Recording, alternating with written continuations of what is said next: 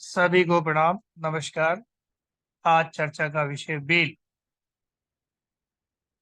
जिसे बेलगिरी भी बोलते हैं, और इसकी भूमिका के विषय में चर्चा करने जाएं तो बहुत लंबी होगी। माँ लक्ष्मी को प्रिय बेल, ऐसा बेल।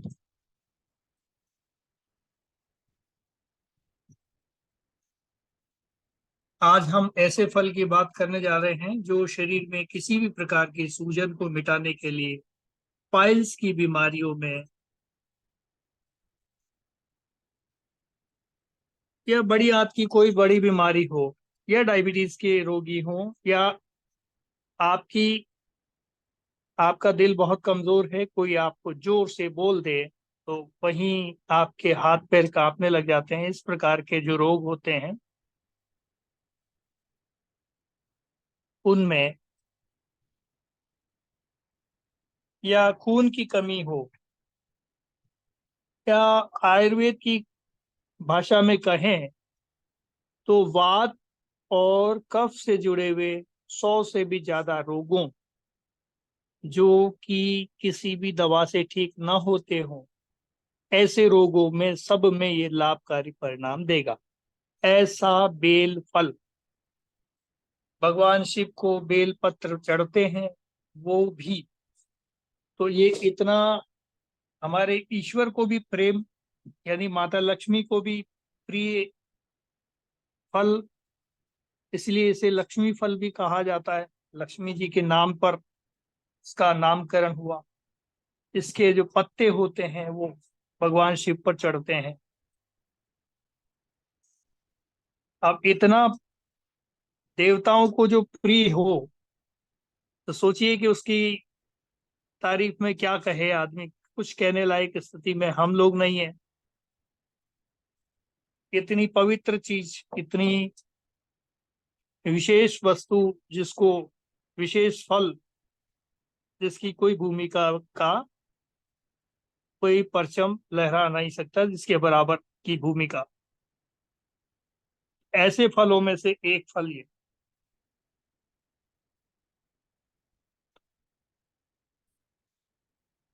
तो ये लक्ष्मी जी को बहुत पसंद है। इसे सेवन करने से आरोग्य लक्ष्मी की प्राप्ति होती है, ऐसा कहा गया है।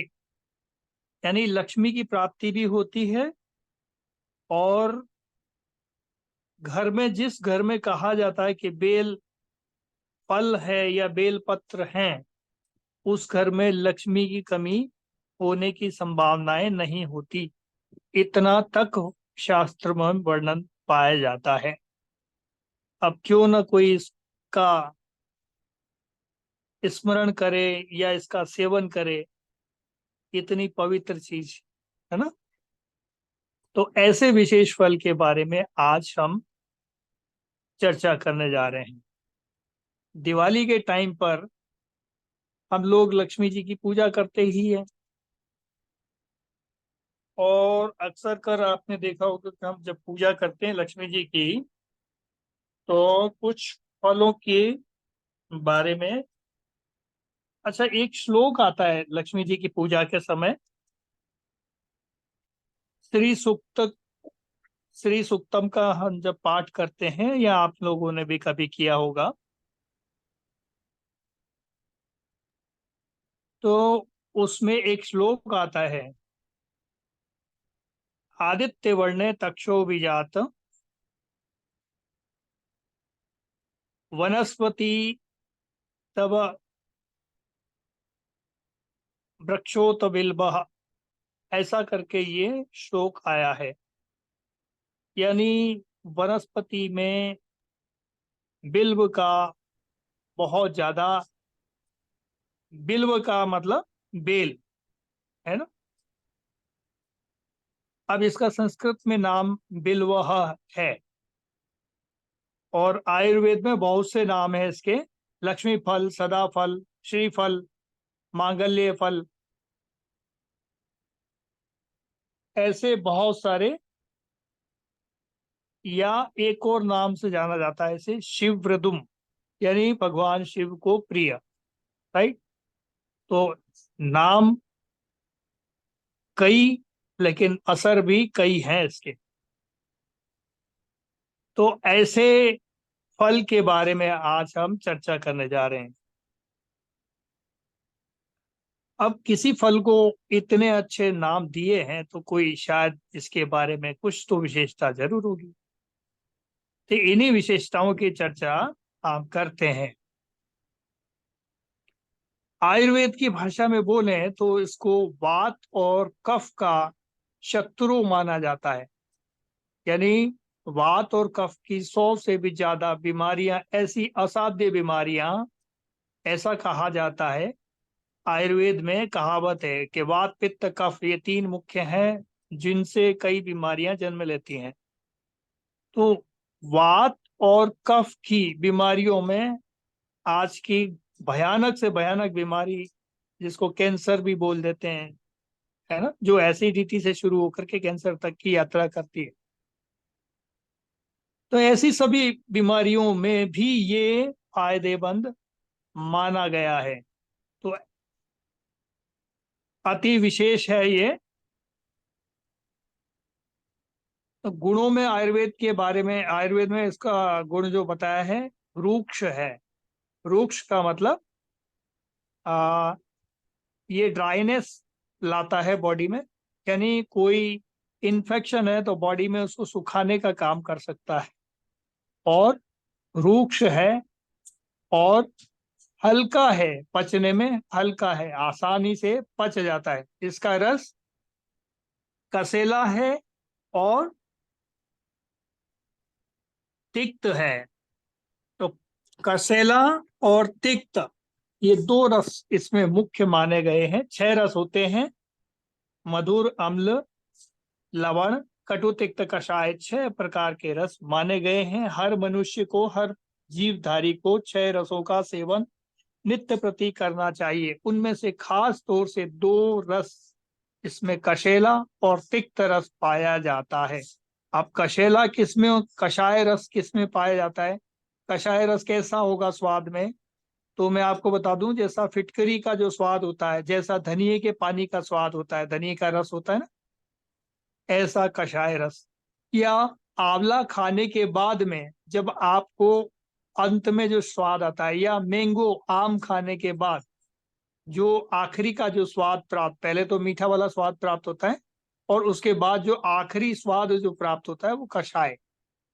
तो ऐसा कषाय, ये कसेला स्वाद होता है इसका। और साथ ही तिक्त। तो आयुर्वेद में तिक्त का मतलब तीखा या मिर्ची वाला नहीं, अपितु कड़वा। तो कड़वा रस, कड़वा कैसा होगा? कसेला तो मैं आपको बता चुका। कड़वा, करेला कड़वा होता है, नीम करेला दोनों ही कहते हैं ना, कड़वा होता है।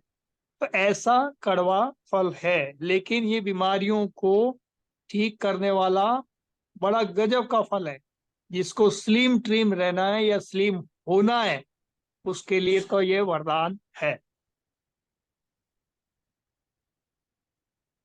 और दूसरा गुण क्या है इसका? उष्ण वीर्य है। उष्ण वीर्य का मतलब हुआ गर्म तासीर वाला। अब गर्मी के दिन है और फिर आप कहेंगे कि गर्म तासीर वाला फल खाया जाए, तो नहीं। ऐसा है कि इसके साथ में बहुत सी बीमारियों को हरने की ताकत भी है इसमें। गर्म है, पर ऐसा गर्म नहीं है कि बहुत ज्यादा कुछ तकलीफें शरीर में बढ़ा देगा। इसलिए कम मात्रा में लेना अच्छा है, ठीक है ना। लेकिन दवा के तौर पे इस्तेमाल करते हैं तो ये बहुत अच्छे फल देता है।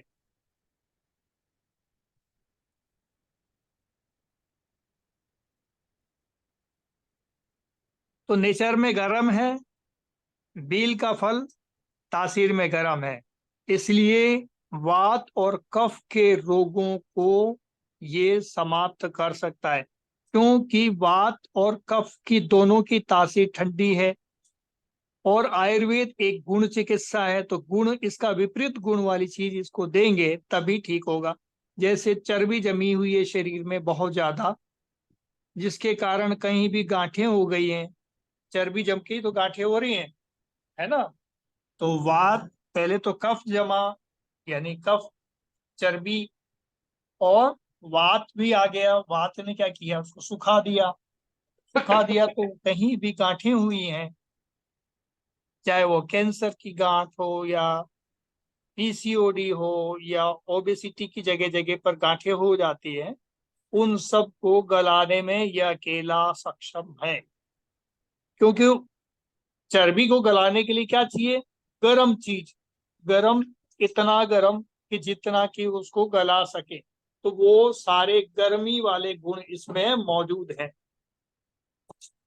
ये मौसमी गर्मी नहीं है, ये दवा वाली गर्मी है। ठीक है, तासीर उसकी इसलिए इतनी गर्म है कि ये उसको वात और कफ के रोगों को दूर कर सकता है।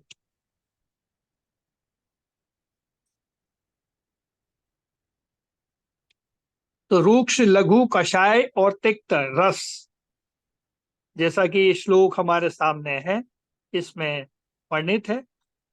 रूक्ष, लघु और कषाय और तिक्त, ये चार गुण इसके हैं, जिसके कारण ये कफ का शमन करता है।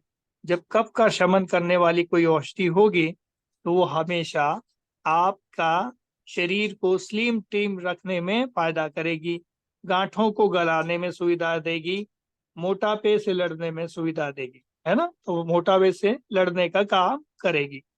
ठीक है।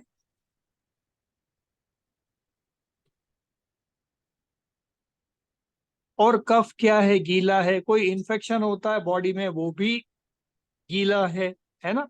तो ये रूक्ष है। रूक्ष का मतलब सुखा देगा, ड्राई लाएगा, उसको सुखा सकता है। तो गांठों को भी सुखा सकता है, कफ को भी सुखा सकता है, और उनको पिघला के गर्म करके, गर्मी है इतनी पिघलेगी और फिर उसको सुखाने में ये मदद कर सकता है।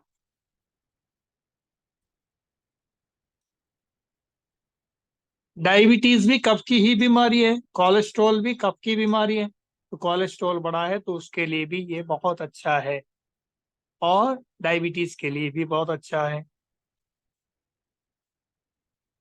अब फैटी लीवर की भी, फैट में भी वो लीवर में फैट ज्यादा हो जाता है, तो उससे फैट ज्यादा होने के कारण लीवर फैटी हो जाता है। उसी की ग्रेड 1, 2, 3, 4 ऐसे करके हमने अलग अलग आकलन किया हुआ है, और उसी आकलन के तहत ये किसी भी ग्रेड के लीवर, फैटी लीवर की बीमारी को ठीक करने में सक्षम है।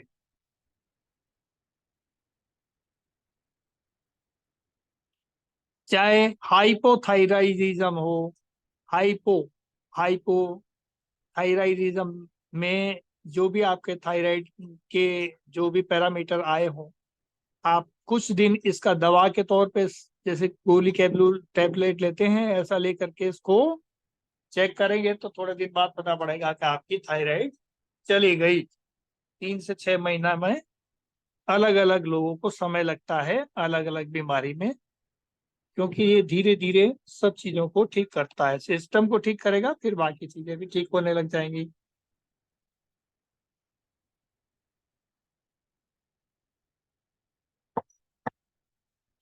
कुछ लोग शिकायत करते हैं कि अभी भी हमारा कफ बनता है बहुत ज्यादा, और कफ गले में गड़गड़ाता है। कुछ लोगों की शिकायत होती है कि दमा, अस्थमा, लंबी सांस लेने में बड़ी तकलीफ रहती है। तो दमा अस्थमा से पीड़ित उनके लिए भी अच्छा है।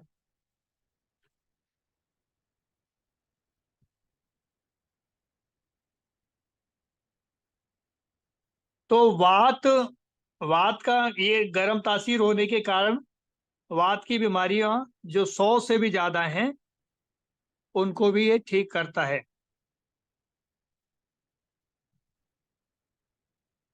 वात से जुड़े हुए क्या क्या सिस्टम हो सकते हैं, आपका नर्वस सिस्टम है ना। तो नर्वस सिस्टम की कोई बीमारियां हैं, उसमें भी ये आपको लाभकारी परिणाम देखने को मिलेंगे इसके।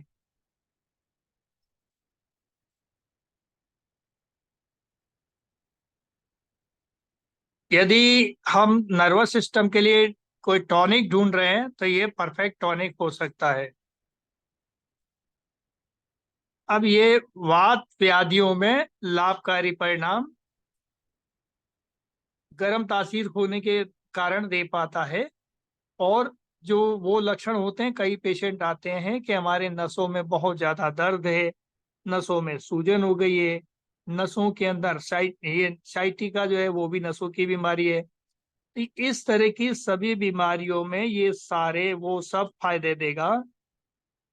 कई बोलते हैं कि कमर की नस दब गई है, वो दुख रही है, दर्द कर रही है, दब गई है, तो वो तो खैर एक बार निकालना ही पड़ेगा, लेकिन वो अलग थेरेपी का विषय हो जाता है आयुर्वेद के दृष्टिकोण से। लेकिन ये नसों को ताकत देने में सक्षम है। गर्दन में कहीं दर्द है या शरीर में कहीं भी दर्द है, नर्वस सिस्टम को लेकर के दर्द है, तो उनके सारे दर्दों को कुछ हद तक हरने में ये सक्षम है। साथ ही ऐसे लोग जिनको रात को बहुत देर तक नींद नहीं आती, उनके लिए भी अच्छा है। या जिनको बहुत ज्यादा बहुत कम नींद आती है, या जिनका हाइपर एक्टिव रहता है दिमाग, उसके कारण वो सो नहीं पाते, या थकान के कारण सो नहीं पाते, या दिमाग की कोई न कोई बीमारियां चल रही होती हैं, झटके वटके फिट्स पड़ना है, इस टाइप की जो बीमारियां हैं, अटैक है, हिस्टीरिया की तकलीफ तकलीफ है, या बहुत ज्यादा बोलते रहते हैं, हमेशा जल्दबाजी में रहते हैं, बड़बड़ाते रहते हैं, कोई भी चीज कहीं रख करके भूल जाते हैं। कई तो ऐसे भी होते हैं विद्वान के चश्मा उठा करके अपने नाक के ऊपर लगा करके सारी दुनिया को कहते हैं मेरा चश्मा ढूंढो। है ना? तो ऐसे विद्वानों के लिए भी ये दवा का काम करेगा। तो पूरा घर परिवार भी उनकी बातों में आकर के उनके चेहरे की तरफ कोई नहीं देख रहा कि इन्होंने चश्मा लगा रखा है, लेकिन सबको लगा देते हैं काम पर। तो सारा परिवार मिलके चश्मा ढूंढ रहा होता है। तो ऐसे कॉमेडियंस के लिए भी ये अच्छा हो सकता है। ये कॉमेडियन नहीं है आज, एक्चुअली हम लोग हंसी का पात्र में, यानी हास्य का पात्र ना समझे उन्हें। ये एक बीमारी है एक तरह की, ये एक समस्या है। तो इस तरह की समस्याओं में बेल एक टॉप क्लास का, एक फर्स्ट क्लास टॉनिक माना जाता है, इसलिए आपको जरूर इसका सेवन करना चाहिए। अब इसका कहाँ कहाँ असर देखने मिलेगा, तो पाचन तंत्र के ऊपर बहुत गजब का फायदा देता है। आज के जमाने में जो पेट के रोगी देखने को मिलते हैं, जिनको आईबीएस है, ऐसे रोगियों के लिए भी बढ़िया है। या वात से जुड़ी हुई कोई समस्या है, कुछ लोगों को एक बार डकार शुरू होती तो बंद ही नहीं होती, घर्राते रहते, घर घर डकार लेते हैं तो पड़ोसियों को पता लगता है कि भाई इनको डकार आ रही है वाकई है। पूरी कॉलोनी मोहल्ले को पता लग जाएगा कि साहब को डकार आ रही है या मैडम को डकार आ रही है। तो ऐसे लोगों के लिए ये बहुत अच्छा परिणाम देने वाला है। अपान वायु से रिलेटेड जो आयुर्वेद की जिन्होंने मेरी क्लास अटेंड की है, उन्हें अपान वायु, समान वायु, ये बात प्रकार जो सीखे होंगे, उन सबको पता है कि इनसे कौन कौन सी बीमारियां होती हैं, तो वो सब ठीक होते हैं। तो अपान वायु से रिलेटेड जितनी भी बीमारियां वो सारी ठीक कर सकता है। या पेट का फूलना, पेट में मरोड़ होता है, या फिर पेट में गैस बनती है, या वार्म्स जो हो जाते हैं, कीड़े, पेट के कीड़े मारने के लिए बहुत अच्छी दवा है।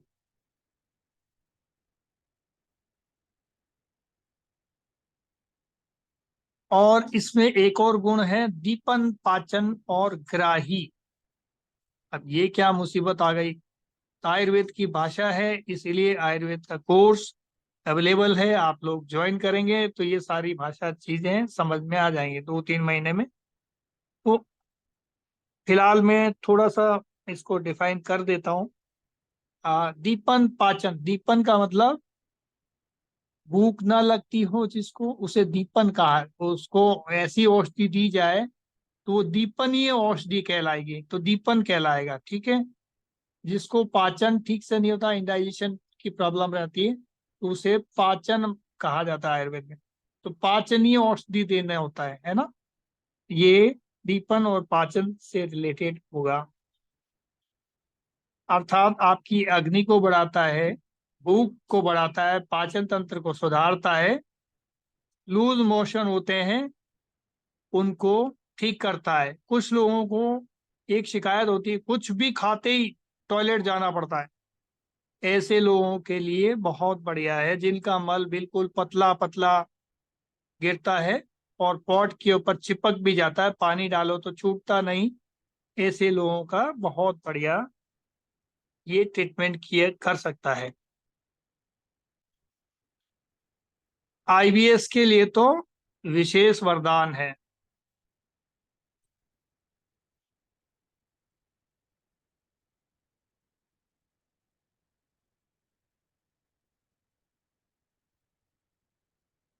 एक ऐसा विशेष फल है, इसे कच्चा खाएंगे तो ज्यादा गुणकारी है। पक्का खाएंगे तो ठीक है, लेकिन कच्चा ज्यादा फायदेमंद माना है इसको। तो ये जो फायदे मैं जितने भी बता रहा था अभी, ये सब कच्चा खाने के फायदे थे। ठीक है, थोड़ा सा कड़वा जरूर रहेगा, लेकिन ज्यादातर कहा जाता है, हमारे दादी नानी से हम सुनते आए हैं कि पके हुए फल खाने चाहिए, वो मीठे निकलते हैं। लेकिन हमें मीठा खाना नहीं है एक्चुअली, इसका सदुपयोग करना है। तो बील का जो फल है वो ऐसा उत्पाद है जिसे कच्चा खाना ज्यादा फायदेमंद माना गया है।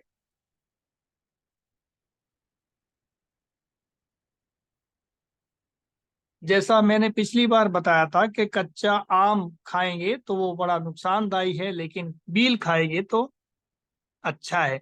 तो परसों जो मैंने आम की क्लास ली थी, तो आम के क्लास में बताया था कि आपको आम कच्चा नहीं खाना, पक्का खाना। लेकिन बील, बील का मामला उल्टा है थोड़ा, तो आप इसे कच्चा ही खा सकते हैं। ये इसका शरबत बना के खा सकते हैं, और कच्चा फल जो है इसका शरबत बना के पिएंगे या इस कच्चा फल खाएंगे तो ये पचने में हल्का है। लेकिन पका फल भी खा सकते हैं, जो पकने के बाद में ये तासीर में तो नहीं बदल रहा, लेकिन इसके गुणों में परिवर्तन आ जाता है। ये पचने में बहुत भारी होता है। पका हुआ पचने में बहुत भारी है, लेकिन कच्चा पचने में आसान है और पाचन क्रिया को बढ़ाएगा। पक्का फल खाएंगे तो पाचन क्रिया को कम कर सकता है। ज्यादा पका हुआ फल खाया तो, आधा पक्का आधा कच्चा खाया तो भी अच्छे फल देगा, कोई दिक्कत नहीं है। लेकिन पचने में थोड़ा भारी होता है। तो कुछ लोगों को गैस मरोड़ जैसी शिकायतें भी होने लग जाती हैं, क्योंकि उनका पचाने की क्षमता नहीं होती, इसलिए। राइट।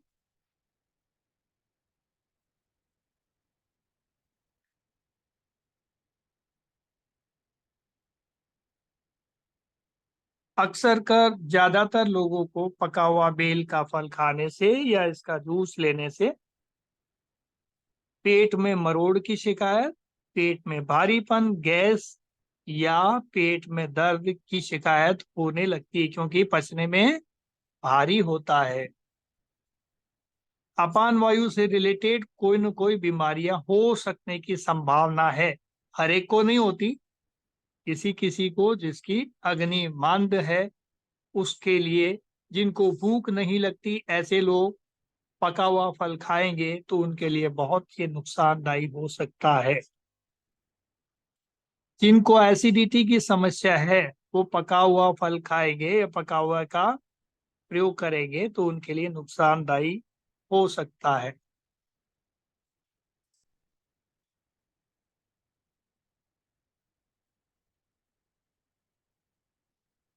जिन लोगों को खासकर मल मार्ग से ब्लड आता है, यानी एनस पार्ट से ब्लड आ रहा है, जिनके पोटी में, साधारण भाषा में बोलें तो जिनके पोटी में मल ब्लड आता है, तो उनको ये बहुत अच्छा प्रयोग हो सकता है। या गर्मी के दिनों में दस्त लग जाते हैं, लूज मोशन हो जाते हैं, ऐसे समय अच्छा प्रयोग हो सकता है। या बार बार जिनको पॉटी जानी पड़ती है, इनको कई बार क्या होता है, मल मार्ग पे जलन होने लग जाती है, छिल जाता है, कट जाता है। ऐसी परिस्थितियों में भी ये बहुत अच्छा सहायक हो सकता है, अच्छी औषधि हो सकती है। कई बार मल मार्ग पे सूजन हो जाती है, कट जाता है, फट जाता है, ब्लड आ रहा होता है, ऐसी परिस्थितियों में भी इसका शरबत फायदेमंद है।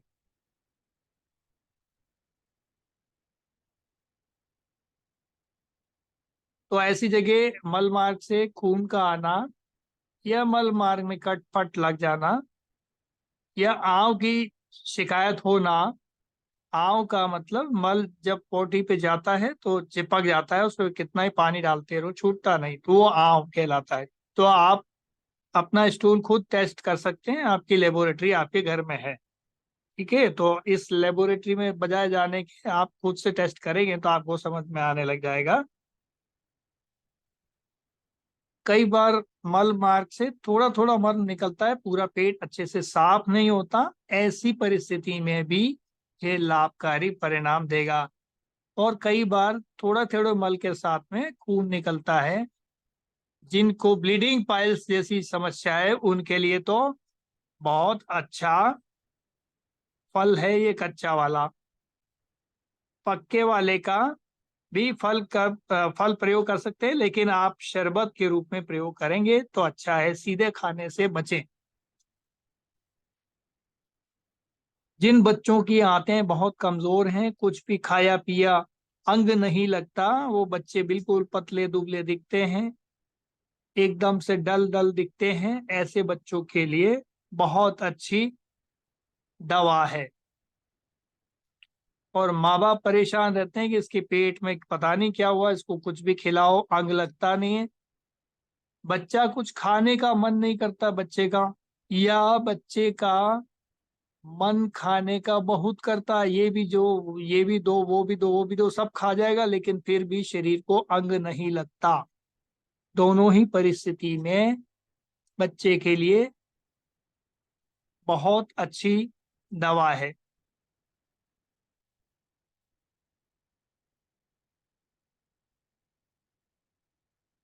आप छोटो बच्चों को दही नहीं दे सकते, तो उनकी आंतों को ताकत बढ़ाने के लिए क्या दें? तो सबसे अच्छा यही फल है ना। या आंतों से जुड़ी हुई कोई समस्या है, जैसे दर्द, पेट में दर्द होना है, दर्द के साथ में उल्टी होना, या दर्द के साथ लूज मोशन होना, दोनों परिस्थितियों में फायदे देगा।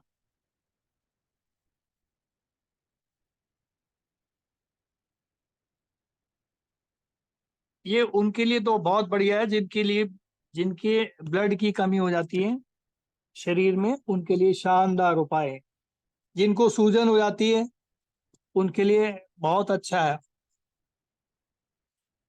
कुछ महिलाओं की एक समस्याएं होती हैं, जो महिलाएं देखने में सफेद दिखती हैं, यानी उनमें खून की कमी पाई जाती है और आयरन की कमी पाई जाती है। ऐसी सभी महिलाओं के लिए बहुत बढ़िया, महिलाओं के वाइट डिस्चार्ज के लिए बहुत बढ़िया, किसी भी प्रकार की महिलाओं की डिस्चार्ज की समस्या है तो उसके लिए ये एक वरदान है।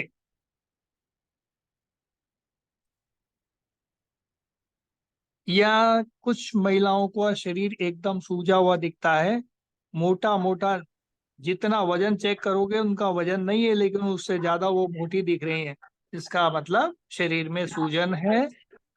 तो उस परिस्थितियों में ये बहुत अच्छा प्रयोग हो सकता है। हम तो ज्यादा खाते नहीं, लेकिन फिर भी शरीर में मोटापा कैसे आ रहा है, हमारा शरीर मोटा क्यों दिखता है?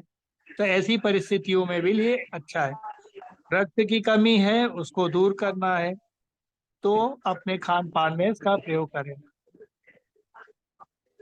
जिनका दिल बहुत कमजोर है, छोटी छोटी बातों को सुन करके दिल घबरा जाता है, जोर से किसी ने डांट दिया क्या दिल के बढ़ जाती है ऐसे लोगों का, या जिनको डरने का, घबराने का ज्यादा रोग सताता है, तो ऐसे रोग के लिए बहुत बढ़िया प्रयोग हो सकता है। एक हार्ट का टॉनिक भी है, हार्ट की सभी बीमारियों के लिए फायदेमंद है।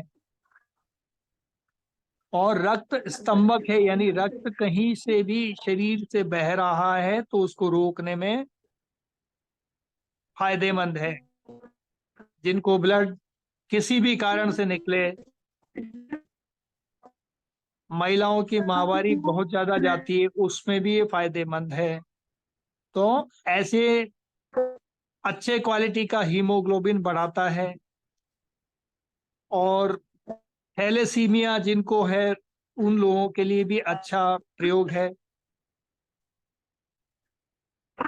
तो थैलेसीमिया वालों को खून जो चढ़ाना पड़ता है उनके लिए धीरे धीरे अच्छा प्रयोग है। डायबिटीज के लिए मैं आपको बता चुका।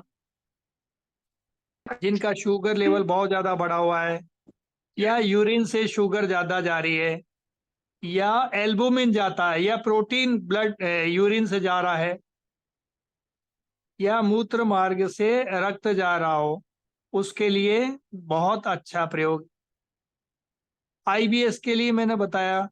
इसके लिए अ, महिलाओं की जो यूरिनरी ट्रैक्ट्स में यूटीआई जैसी प्रॉब्लम्स के लिए भी बहुत अच्छा है।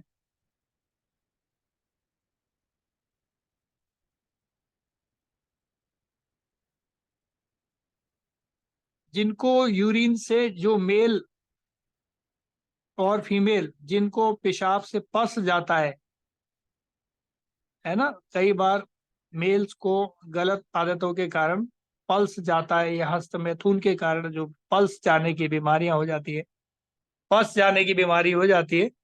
ऐसे रोग में कंकोल नामक एक दवा आती है, उसको बील के साथ में, शरबत के साथ में दिया जाए तो बहुत अच्छा प्रयोग हो सकता है। ऐसी महिलाओं को भी वो दिया जा सकता है। ये कंकोल भी बील के ही उससे बनती है, ठीक है ना।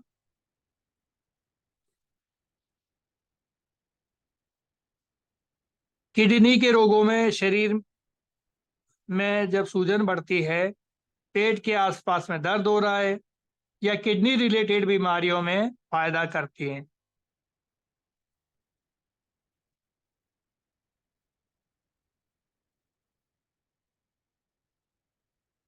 गर्भाशय से, महिलाओं के जितने भी गर्भाशय से जुड़े हुए रोग हैं उन सब के अंदर रामबाण औषधि का काम कर सकता है। और औषधि ही नहीं है, एक अच्छा आयुर्वेदिक टॉनिक भी है।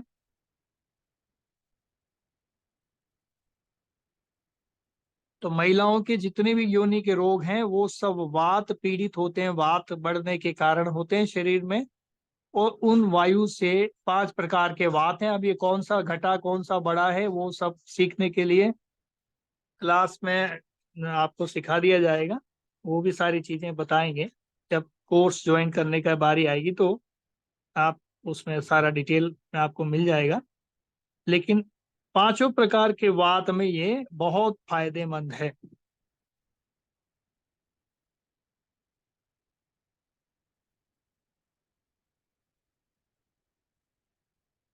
खासकर गर्भाशय का सूजन, जिनको सफेद पानी, ये मैं बता ही चुका, या डिलीवरी के बाद में गर्भाशय को रिपेयर करना हो, या टॉनिक की बात करनी हो, गर्भाशय की सफाई करनी हो, उन सब में ये फायदेमंद प्रयोग हो सकता है।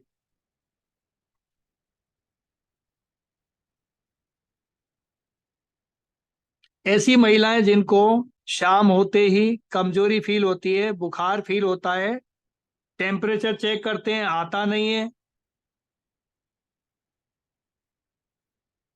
लोग सोचते हैं ये तो काम नहीं करने का बहाना है। कई बार सास, ससुर, ननद कई बार ये सोचते हैं ये बहू को काम नहीं करना है इसलिए बहानेबाजी कर रही है, बुखार आ रहा है, बुखार आ रहा है, लेकिन शरीर में बुखार फील होता है, सूजन फील होती है, टेम्परेचर चेक करते हैं तो होता नहीं है। ऐसी सभी बहुओं के लिए, महिलाओं के लिए एक अच्छा वरदान है। तो उनके लिए क्या करना, इसके पत्तों का, जो शिव जी का प्रसाद है, बेलपत्र, उस पत्तों का काढ़ा बना के पीना फायदेमंद है। जो शिव जी को चढ़ाए हुए पत्ते हैं वो तो खैर बहुत औषधि के साथ साथ बहुत गजब की चीज है। तो शरीर में कहीं भी सूजन हो, इन्फेक्शन हो, तो भगवान शिव का प्रसाद जो चढ़ा हुआ है उसको ले आओ, उसको इकट्ठा करो, उसके चूर्ण बना करके लोगों को भी दो, खुद भी खाओ, बच्चों को भी प्रसाद दो। तो इतना बढ़िया उसका काढ़ा है, उसको सीधे भी ले सकते हो, चूर्ण बना के छाया में सुखा के उसका सूखे हुए पत्तों का प्रयोग कर सकते हैं।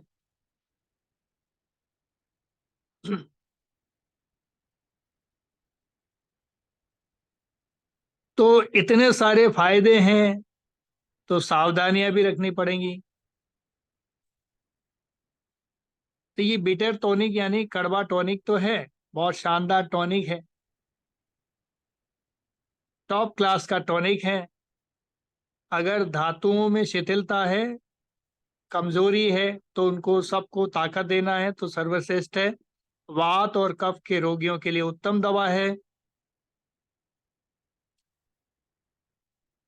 और जिनका पित्त यानी अग्नि कमजोर है, उनको अच्छा पित्त बढ़ाने में, बाइल जूसेस बनाने में फायदा करता है, बहुत गजब की दवा है। अब आयुर्वेदिक दृष्टिकोण से धातुओं की बात करें तो खासकर से मेद धातु पर इसका लक्षण देखने को मिलता है। तो मेद धातु से जुड़ी हुई जितनी भी बीमारियां शरीर में, उन सबको ये ठीक कर देगा। जैसे मोटापा है ना, ये भी मेद धातु का ही। तो एक टॉनिक के तौर पे अच्छा प्रयोग। और खासकर मेद धातु और मज्जा धातु इस पर असर दिखाता है बहुत जल्दी। ये दो को बहुत बढ़िया। आ, और रक्त धातु, ठीक है, रक्त धातु, मज्जा धातु और मेद धातु की सभी बीमारियों में ये फायदा करेगा। यानी बोन मेरो से रिलेटेड कोई भी बीमारियां हैं उसमें यह फायदा करेगा। जो जिन जो दिमाग का काम करते हैं, जिनको चश्मे की समस्या है, जिनके शरीर में खून नहीं बनता, बोन मेरो से जुड़ी हुई बीमारियां, ल्यूकेमिया बीमारियां एक होती है, उसका भी ये शमन कर सकता है, टॉनिक हो सकता है।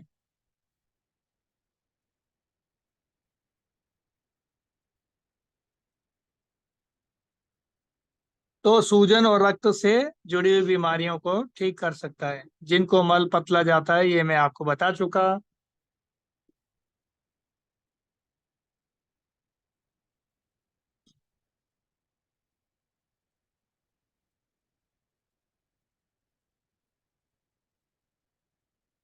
अब आधुनिक साइंस की रिसर्च पे आ जाते हैं, देखते हैं क्या बोलती है आधुनिक साइंस इसके ऊपर।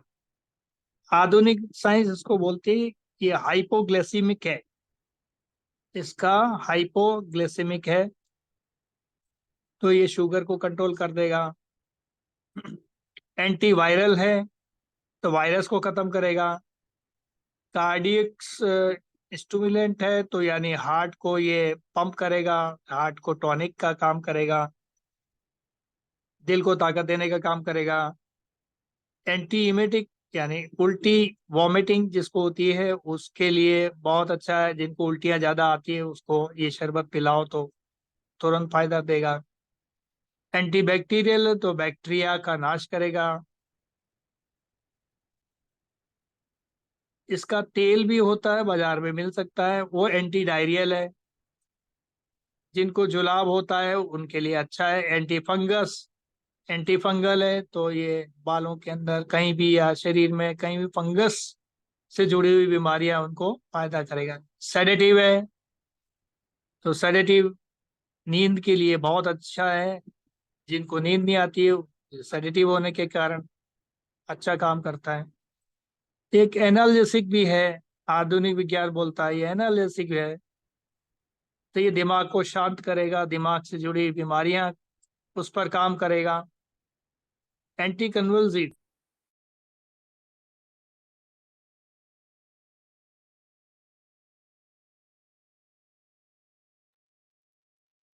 तो ऐसे लोगों के लिए फीड्स पड़ने का जो रोग सहते हैं, जिनको फीड्स पड़ने की जो प्रॉब्लम्स होती हैं, दिमागी बीमारियां आती हैं, उन सब के लिए अच्छा प्रयोग है। दिमागी बीमारियों में एक टॉनिक का काम करेगा।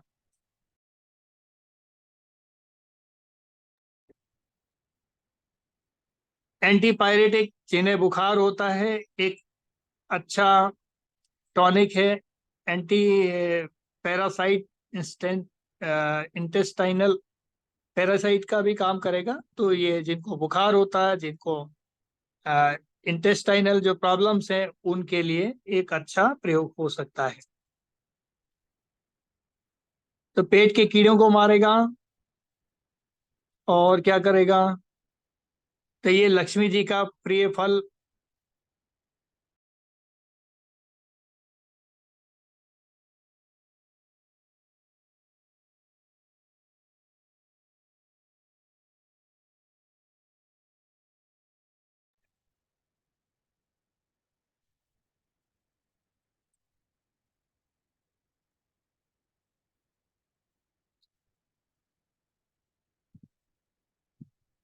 समय लगभग हो चुका है, अभी 7:45 बज चुके हैं। तो आज लगभग क्लास के मतलब जितना बोला जाए इस फल के बारे में उतना कम है। अब यदि आपके कोई सवाल या कोई प्रश्न है तो आप वन बाय वन ले सकते हैं। इतनी सारी बीमारियों का अकेला शमन करने की ये क्षमता रखता है, ये मैंने आपको बता चुका।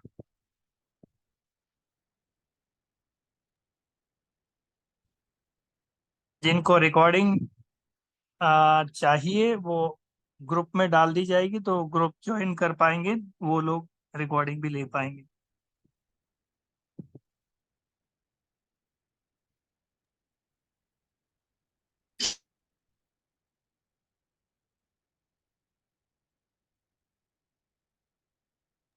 तो अंकल आपने जैसे बोला कि ये शरीर में ड्राइनेस पैदा करता है, तो जिन लोगों को जैसे सोराइसिस वगैरह की प्रॉब्लम है या फिर जिनकी स्किन ड्राई है, तो उन लोगों को ये फल लेना चाहिए या नहीं लेना चाहिए?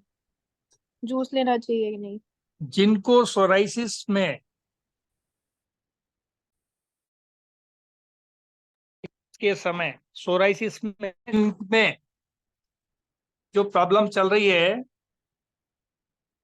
सोराइसिस देखो कफ पित्त वात तीनों के प्रकार से हो सकती है, उसको समझना पड़ेगा सोराइसिस किस टाइप की। तो वात और कफ की यदि सोराइसिस है, इसीलिए मैंने कहा आयुर्वेद जो सीखने वाले हैं उनको ये चीज एक बार में समझ में आ जाएगा कि ये वात और कफ की बीमारियों को ठीक करेगा। सोराइसिस तीन कई प्रकार की हैं, और स्किन से जुड़ी हुई कई बीमारियां हैं, 15 से 20 प्रकार की, 18 से 20 कोढ़ हैं, कुष्ठ रोग है। इन सभी बीमारियों में जो कफ से जुड़ी हुई बीमारियां हैं या वात से जुड़ी हुई बीमारियां हैं, उन सबको ये ठीक कर देगा। लेकिन पित्त से जुड़ी हुई बीमारियां हैं, उनको ये ठीक नहीं करेगा। तो वात और यदि कफ से जुड़ी हुई कोई सोराइसिस है, अब ये कौन सी होंगी मैं आपको थोड़ा सा हिंट दे देता हूँ, बाकी तो आप कोर्स करेंगे तो आप सारी चीजें समझ में आ जाएंगी। तो इसमें क्या है कि कफ से जुड़ी हुई कोई सोराइसिस है तो उसमें वाइट पेचेस होंगे, जैसा छोटा बच्चा दूध पीने के बाद उल्टी कर देता है तो फटे दूध जैसे जमीन पर गिरा होता है, ऐसे पेचेस होते हैं, वाइट पेचेस। तो ये कफ से जुड़ी हुई सोराइसिस होगी या कफ से जुड़ी हुई प्रॉब्लम होगी, ठीक है। और वात से जुड़ी हुई होगी तो उसमें इन्हीं पेचेस में आ, वात से जुड़ी हुई ना ब्लैक हेड्स ज्यादा होते हैं, उसमें काले काले धब्बे या काले ब्लैक हेड्स का ज्यादा उसमें ज्यादातर रोल देखने को मिलेगा, जहाँ काले काले निशान देखने को मिलेंगे। तो जहाँ काले निशान और सफेद निशान या काले सफेद मिक्स निशान दिख रहे हैं, या रिलेटेड इस टाइप के कोई फटे दूध के जैसे निशान दिख रहे हैं, तो उसमें ये काम करेगा, ठीक है। ठीक है। और किसी का कोई सवाल, क्योंकि अब रेगुलर फोन बहुत ज्यादा बज रहे हैं। तो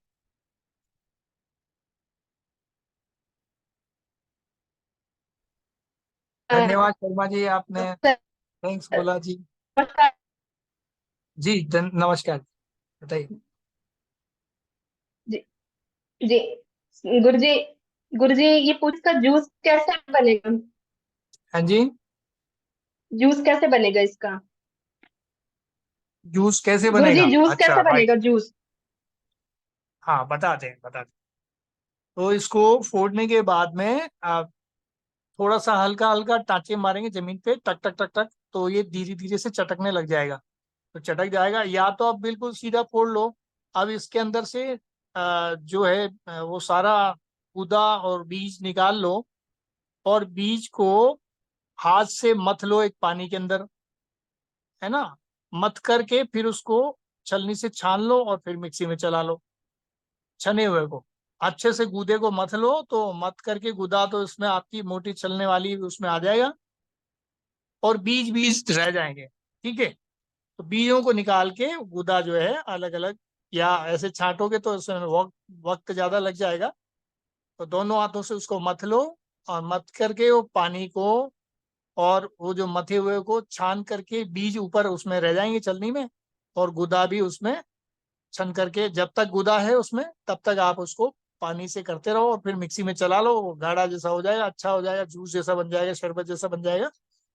हिसाब से अपने मीठा वीठा जो भी डालना है आपको, कुछ लोग इलायची डालते हैं, कुछ लोग मीठा डालते हैं, कुछ लोग इलायची का पानी डाल लेते हैं ठंडा किया हुआ। तो ये आप डाल सकते हैं टेस्टी बनाने के लिए, क्योंकि थोड़ा कड़वा होता है, तो अपने अपने हिसाब से आप इसमें इलायची वगैरह या मुनक्का या ऐसा कुछ भी डाल करके यूज कर सकते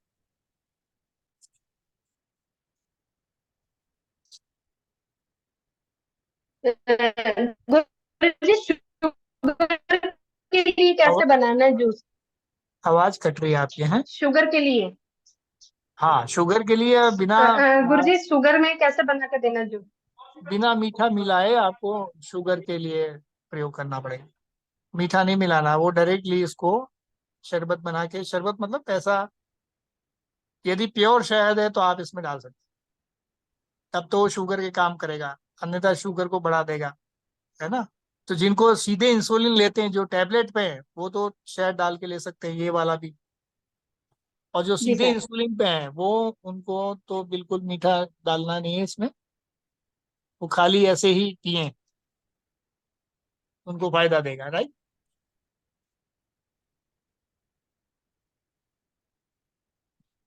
अब इसके इतने लाभ हैं, मैं बोलते बोलते अभी एक दो दिन निकल जाएगा तब भी खत्म नहीं होगा, इतने लाभ है। अब मैं क्या बताऊं। अभी तो पत्ते, उसके छाल और पता नहीं क्या क्या, एक दो पूरा वरदान है पेड़ ही, शिव जी का, धरती को, धरती पे माता लक्ष्मी और शिव का एक वरदान स्वरूप हमारे सामने है। तो जिस घर में कहते हैं बिल नहीं है, वहां लक्ष्मी नहीं, ऐसे बोला जाता है।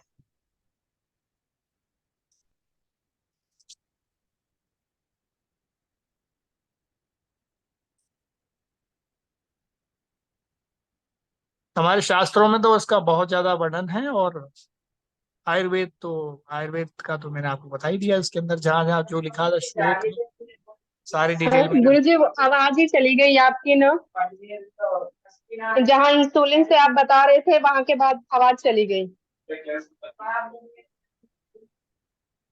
आपके एरिया में शायद नेटवर्क कम है ना। जी। तो आप वो नेटवर्क इंसुलिन को के बाद आप बता रहे थे ना कि कैसे यूज करना है इसको। रिपीट कर देता हूँ मैं। जी सर।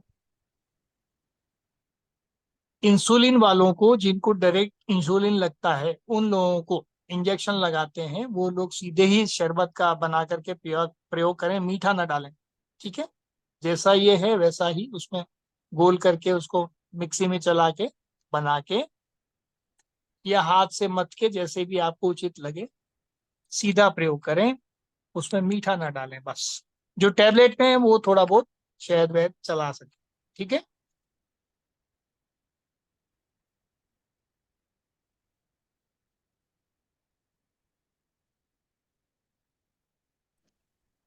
इसके बीज निकाल देने चाहिए, नहीं तो बहुत कड़वा हो जाता है। हाँ, इसीलिए तो मैंने बोला बीज को, बीजों को दोनों हाथों से वहां पे पानी में मथ लो, मथने से मथ करके उसको छान लो, छान करके वो गूदा पानी में छन जाएगा, मिक्स हो जाएगा, तो पानी के साथ में गूदा छन जाएगा, छन जाएगा तो बीज बीज ऊपर रह जाएंगे। तो बीज बाहर हो जाएंगे और फिर बाकी वाले को थोड़ा सा मिक्सी में घुमा लो तो गाढ़ा हो जाएगा। उसके मॉलिक्यूल्स और शॉर्ट हो जाएंगे तो ताकि वो पचने में और हल्का हो जाएगा, आसान हो जाएगा।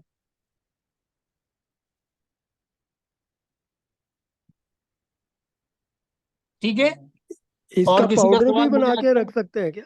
जी इसका पाउडर भी बना के रख सकते हैं क्या, क्योंकि हाँ जी, हाँ जी, सीजनल हाँ जी, होता पाउडर बना के रख सकते हैं बिल्कुल। है। अच्छा। छाया में सुखा के पाउडर बना के कूट पीस के छान के रख सकते हैं, ये फायदा करेगा, कोई नुकसान नहीं। और अंकल जैसे जिन लोगों को विटिलिगो की समस्या होती है तो उसमें भी ये कुछ फायदा कर सकता है। किसको? विटिलिगो जो सफेद फूल हो जाते हैं ना धूप में, उन्हें सनबर्न हो जाता है। अच्छा, अ, सनबर्न होता है हाँ, वो जो स्किन में वाइट ना? पैचेस होते हैं ना स्किन में, हाँ जगह हाँ हाँ, जगह वाइट पे। पेजेस, वाइट पेजेस और डार्क जो ब्लैक पेजेस, उन दोनों में फायदा करेगा। रेड पेजेस को छोड़ के सब पेजेस में फायदा करेगा। लो आसान कर दिया और आपका और आसान कर देता हूँ। जिसमें रेड पेजेस हो और जिसमें से हल्का हल्का पानी आता हो या ब्लड आता हो या ऐसी कोई फुंसी स्किन डिजीज हो जिसमें से कुछ पतला पतला बाहर निकलता हो, इस सब को छोड़ करके सारी स्किन डिजीज में फायदा कर देगा। और बताओ, इतनी आसान कर दिया राइट। हाँ जी। कहने समापन।